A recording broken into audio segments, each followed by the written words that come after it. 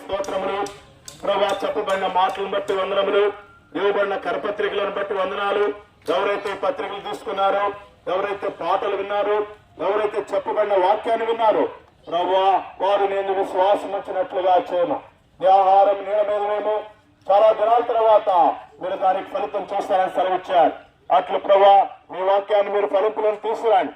నేను విశ్వాసం ఉంచి వారుగా చేయండి ప్రభా. ఏ ఒక్కరు నశించి నిత్య నరకానికి వెళ్ళడం మీ ఉద్దేశం కాదు కావున ప్రభా, నిన్ను విశ్వాసం ఉంచి పాపములు ఒప్పుకొని పరలోక రాజ్యం కొరకే సిద్ధపరచమని ప్రార్థిస్తూ చేయబడిన పరిచర్య బలహీనమైనది ప్రభా.